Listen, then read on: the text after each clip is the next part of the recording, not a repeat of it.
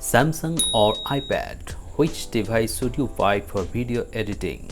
Hello viewers, if you are planning to buy any tablet or iPad on the basis of video editing, in that case you should definitely watch this video. Actually, I have made many videos regarding the video editing capability on Samsung Galaxy Tab S9 FE Plus and also on iPad 10th generation. However, if you are planning to buy Samsung Galaxy S10 FE or S10 FE Plus, on the other hand, you are trying to buy iPad 11th generation, in that case also you will have a clearer idea iPad or Samsung devices which is the best for video editing.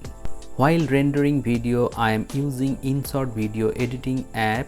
While rendering video, I am going to use InShot video editing app on both Samsung Galaxy Tab S9 FE Plus and also iPad 10th generation.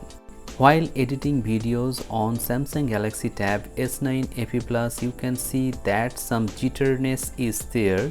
Also, you will feel some lag while choosing any object or any effect. This type of experience is very boring while editing videos on the go. As you can see here, you cannot get this.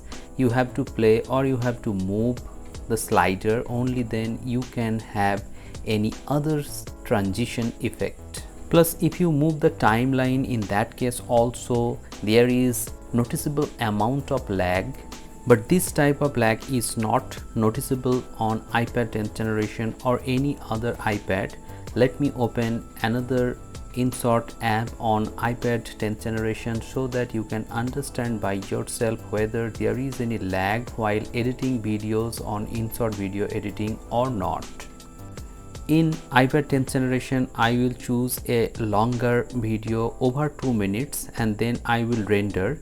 This is a 1080p 60 fps footage and it is over 2 minutes. As you can see here, while moving the slider of the timeline, you can see that the videos are very fast and they are moving with the timeline, and you can easily split the timeline or footage and then you can add transition effect, but that is not the case with Samsung Galaxy Tab S9 FE Plus.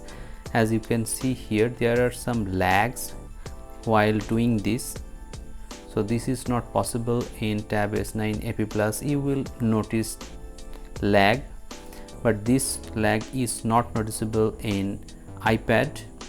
If you buy iPad 10th or iPad 11th generation, you will have a smooth transition effect and also video editing will be very easy on iPad devices.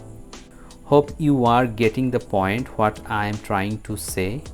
While clicking on the expert button, as you can see here, there is considerable amount of lag, but this is not the case with iPad.